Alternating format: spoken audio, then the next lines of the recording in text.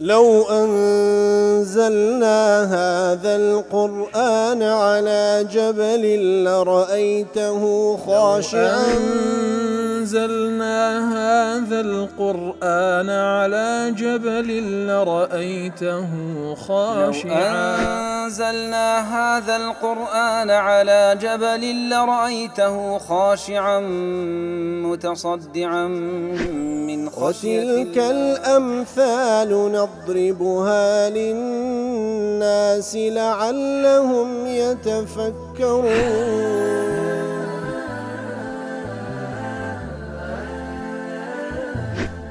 الحمد لله والصلاة والسلام على رسول الله وعلى آله وصحبه ومن والاه. السلام عليكم ورحمة الله. برزان خوشحال لواني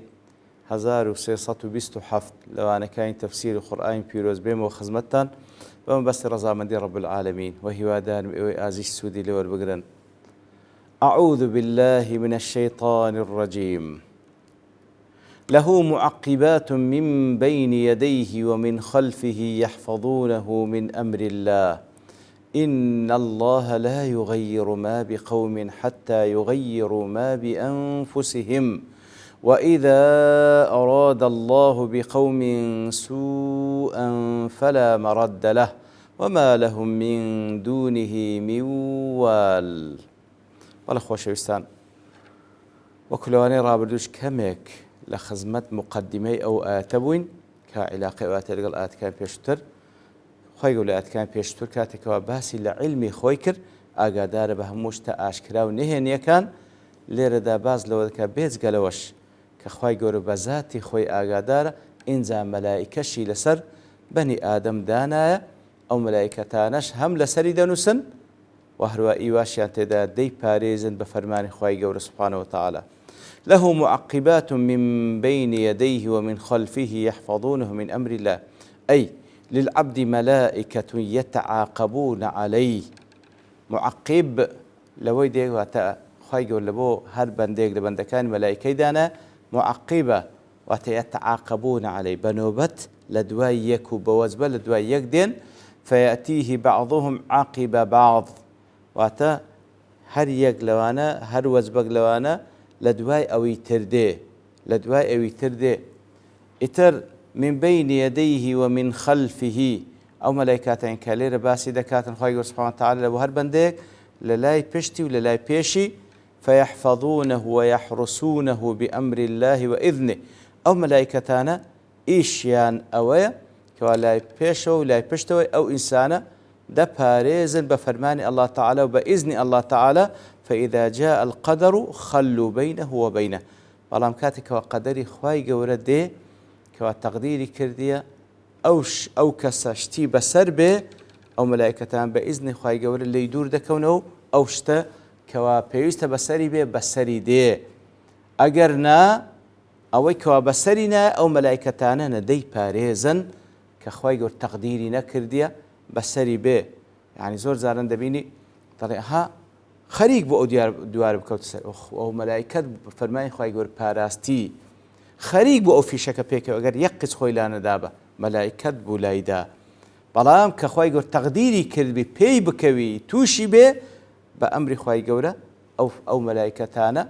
ليدور دكونه اگرنا 24 ساعات لدواي يكتري او ملائكتانه دين كواتب بوجبه او ملائكتان لپشتو لپیشن لبو هر إنسانك بوزبه شكالنك لهر 24 ساعة يك ملائكة بينا قوري بلكو دا قورين لدواي يكتريدين دور التسليم دكن اتردي باريزن حتى خواهي قور تقدير كربي كوا باريز راو بي بلام كتقدير كربي لو شتي توشي بي او اوان ليدور دكونه. ممن ذهب إلى أن الهاء في له مراد بها الإنسان له معقبات له ليرا هاء كي أو لهوي وكو تازه باس ما كده قرأته لبو أو إنسان واتل لبو إنسان هي معقبات كوملائكة دين بوزبه لدواي يكتري دي باريزن أو زاناني كوا أو ها أي لهوي لبو إنسان كده جرنو وكو زجاج ابن كثير السعدي هندج دان ها كفي له عائدة على الله عز وجل هندج دان له معقبات أو لهو دلين ها أكاد قرأته لو وصف خواهي قورة سبحانه وتعالى أو معقبات للان الله تعالى ودان دلال بو إنساني أواني كواليك دنو وكو قرطبي. قيل المراد بقوله من بين يديه لهم معقبات من بين يديه، من بين يديه واتلبيشي، ومن خلفه أوش واتا من ورائه وظهره إتر وكو ابن جرير أو هاليك داته وكو من بين يديه أو إلى بيشتي ومن خلفه أو كوا لدواويتي وكو ابن جرير. وقيل المراد أن الحفظ من الملائكة تحيط به من جميع جوانبه. هندش أو هاليك دم دلان واتا لهم عقبة بين يديه ومن خلفه كوا خواهي باس لبيش ولا بيش دكواتا لهر سار دوري دي باريزن إتر وكو الشوكاني ابن عاشوريش أو هاي اللي يقدر دنوا. ابن كثير ضل له معقبات من بين يديه ومن خلفه يحفظون من أمر الله أو هاي اللي يقدر أي للعبد ملائكة يتعاقبون عليه كواتا هر بنديك خايقور ملائكتي لودانا يتعاقبون عليه واتا لدواي يكتري دين أو نسكن حرس بالليل وحرس بالنهار. ملائكة هي بس بالشو حرسيات اللي دقري، ملائكة هي بس بالروج حرسيات اللي دقري يحفظونه من الأسواء والحادثات. أو ملائكتانا دي باريزن لو اشتاني كوا زياني بيدقيني لهمو حادثة ورداوي دي باريزن كما يتعاقب ملائكة آخرون لحفظ الأعمال من خير أو شر. هروكو ملائكتش هي خواهي قردينا بس كارو كردو كاني أو بندي دنوسن أوانيش عيني طبعا كارو كردو يتاكو خراب دنوسن أوانيش عيني بوز بدين كوات ملائكة بالليل وملائكة بالنهار.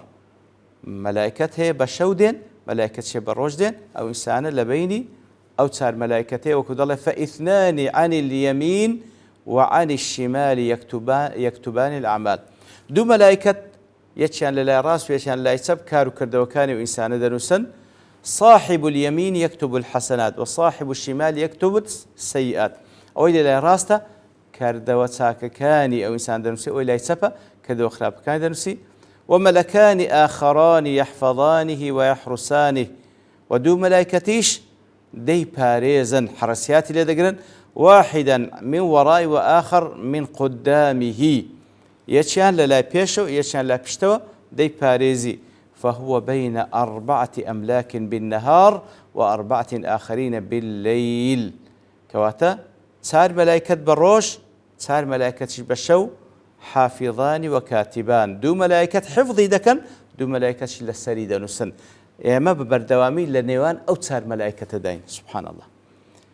إما ببردوامي لنيوان أو تسار ملائكة داين. تسار ملائكة بروش تسار ملائكة بشو وكبلي دول تسليم دكن أو ملائكة عنيك ولا راس تسب أوانا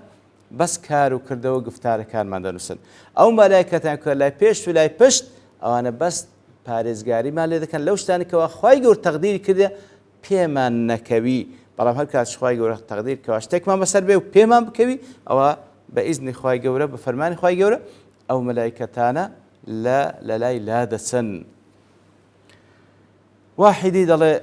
درباره معقبات وهم الملائكة الحفظة. واحدی دلها اصلا او معقباتانا هاد باز لو ملائكتانا كوا دي باريزن او ملائكتانا كوا دي باريزن وكو دلي قول عامي مفسرين آوايا. ابن الجوزي دلي قال أكثر المفسرين هم الحفظة كواتا أوش تأكيد كاتو أو ملائكتان كلو آتي دخواهي قول باسي عندك أو ملائكة كوا دي باريزن دوان بروجو دوانيش بشو إذا مضى فريق خلف بعده فريق كأود ودرون دويدي كدين. وفي معنى يحفظونه خلاف يحفظونه من أمر الله غير خلافك. ابن عطية دلي يحفظونه يحتمل معنيين دو معنى احتمال لخوذ قري. أحدهما أن يكون بمعنى يحرسونه ويذبون عن كواتا يحفظونه من أمر الله واتا دي باريزن دفاع إلى ذكن بوشويك خواهي قول فرمان فكرة. معنى دوام أن يكون بمعنى حفظ الأقوال وتحصيلها بمعنى دوم يحفظونه ليردا دلي وتحفظي كارو كردوكاني دكا ئیتر بەو شێوەی دەڵێ بەڵام زۆربەی مفەسرین وەکو باسمان کرد هەر لەسەر ئەوەنە کەوا ئەو دوو مەلایکەتەی کە خوای گەورە لێرە باسی دەکاتن ئەو مەلایکەتان لە بۆ پاراستنن لە بۆ دیفاعکردن و حرەسیات لێکردن لەو بەشەرەی جیاواز لەو دوو مەلایکەتی کەوا لە سوڕەتی قاف باسییان دەکا ئەوانە بەس کاروکردەوەیان نووسینە نووسینی کاروکردەوەکان کەواتە وەکو ئیبن کەثیر فەرمووی ئێمە لە نێوان ئەو چار مەلایکەتەداین بە ڕۆژ چار مەلایکەتیش بەشەو رازي دلي في المراد بالمعقبات قولان وهو المشهور الأول وهو المشهور الذي عليه الجمهور كواتا رازي دلي دو قول هذا باري أو ملائكتان كوا معقبا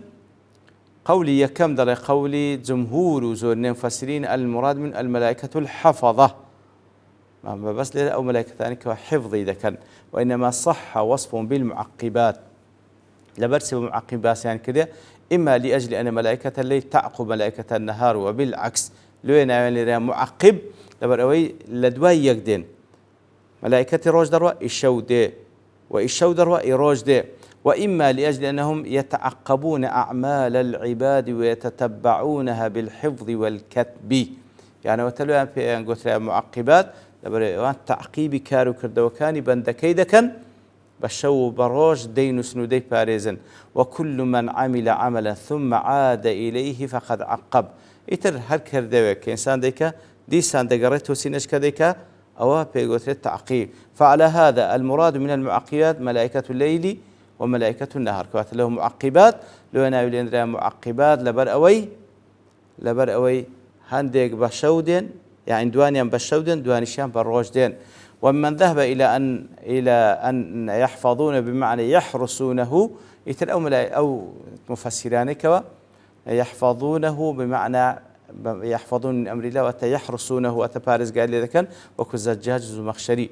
ومن ذهب إلى كلا المعنيين عندك دزاناش هو معنى اللي ذاته وتهم حرسيات اللي ذكر هم كارو كدو كانج دبارزن يحفظونه من كل من يريده بسوء ويحفظون عليه أعمالها خير وشرها عندك دزانان دلين له معقبات بين يديه من خلفه وتباز لهر صار ملائكة كذا هم أواني كوا دي باريزن حرسات هم أو ملائكة كوا كار كرد وكاني تومار دكانوا دي باريزن وكو ابن كثير السعدي ابن كثير وهرها السعدي رص عني دل يحفظون من أمر الله أي بأمر الله يحفظونه من أمر الله أي يحفظونه بأمر الله دي باريزن بفرمان الله تعالى وكذلك هي في قراءة علي وابن عباس بقراءة شاتية وقيل المراد حفظهم إياه من أمر الله أي مما أمرهم الله تعالى به كواتا أوان دي باريزن بويكوا الله تعالى فرمان يعني بيكرديا لا أنهم يقدرون أن يدفعوا أمر الله كواتا أوان ناتوان أمري خواهي قورة رد بكنوا بلان بفرماني خواهي قورة دي باريزن لو شتاني كوا خواهي قورة تقدير نكذي وكو زجاج وادله كواتا لو معقبات من بين يديه ومن خلفه يحفظه من أمر الله فيما والله أعلم باشترين تفسير أو كوا ابن كثير ديكا رحمة خواهي لبي كواتا خواهي قرباز لو ملائكتان ذكاتا كوا بشو بروج لدواي يكتريدين أو دو ملائكتي كوا لپشت و لپیش دی پاريزن و دو ملائكتش كاشمان هي كوا وكل صوت قاف باس كرا كوا بابلين لا راس بسبب كارو كردو كاين دنوسن كابن كثير لردو آتي بهردو شي ليك داوا كوا هر يقل إيمة فعلا لنيوان تسار ملائكة دا بروش تسار ملائكتش بشو لدوا يكتريدين أوي لا راس بسبب كارو كردو كان من تومار دكن أوي بشتو بيشيش دمان باريزن لوي كوا خواهي قول تقدير نكردي بيمان بكبي إنزا خواهي قول دفرمي إن الله لا يغير ما بقوم حتى يغيروا ما بأنفسهم إن الله لا يغير ما بقوم من نعمة فيزيلها عنهم كوات الله تعالى لسر هز قومك نعمتك كبي بخشيبا لسريان لا نادى أو نعمتي حتى يغيروا ما كانوا عليه من طاعة الله بمعصيته وشكره بكفره وأسباب رضاه بأسباب سخطه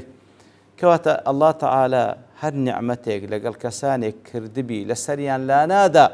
ئەو حاڵەتێ لە سەریان ناگۆڕی مەگەر بەخۆیان مووقیفیان بەرامبەر بە ئەڵڵا نەگۆڕێ کاتێکەوە ئەوان لە تاعەت بوون خی گەور نعمەت لەگەڵ کردبوون کە گۆڕیان لە بۆ مەعسیەت خی گەورەش نعمەتەکان لێ وەردەگریتەوە لە حاڵەت شکرانە بژێری بوون نعمەت لەگەڵ کردن کردیانە کوفرانە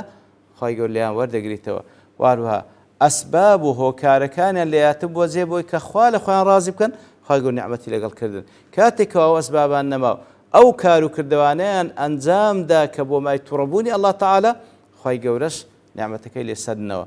فإذا غيروا غير عليهم کاتێکەوە ئەوان گۆڕانکاریان کرد لە کار و کردەوە و مووقف و هەڵوێستیان ئەڵڵا تەعالاش گۆڕانکاری لەسەرکردن جەزاء وفاقا کەواتە ئەوەش وەکو پازاش و سزایەک پڕ بە پیستی خۆی ڕازی دەڵێ کەلام و جەمیع المفسرین هەمووی مفسرەکان لێرەدا بەڵ دەڵێن بەڵ لێرەمە بەستیە لا يغير ما هم فيه من النعم بإنزال الانتقام إلا بأن يكون منه المعاصي والفساد هم مفسر كان أو هالك دنو أو نعمتاني كوا خواي جور بكسيك وبقومي بخشليان ورناقري توا انتقاميا لناكاتو مجر أوان لزيات طاعت بين معصية أنزام بدن إن الله تعالى بوشيوية بابلين نعمة كان لوردقتو سعدي دل كذلك إذا غير العباد ما بأنفسهم من المعصية فانتقلوا إلى طاعة الله غير الله عليه ما كان في من الشقاء إلى الخير والسرور والغبطة والرحمة يتربها ماشي وش دل أجر بندكان لناو معصية دابون قران كاريان لخودا كردو سون طاعتي خواي جولا الله تعالاش أو بدبختي كأوان تيدانا أو نهامتي كأوان تيدان دي قوري بسريان دا ديكاتا رحمة خير وخوشي بسريان دا دباريني اترزانا زياترش قسالة سروات كرده والله من برتوابوني كاد دوستين ببشتواني الله تعالى لواني دهاتو دينه وخزمتي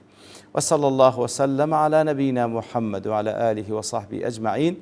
وآخر دعوانا أن الحمد لله رب العالمين لو أنزلنا هذا القرآن على جبل لرأيته خاشعا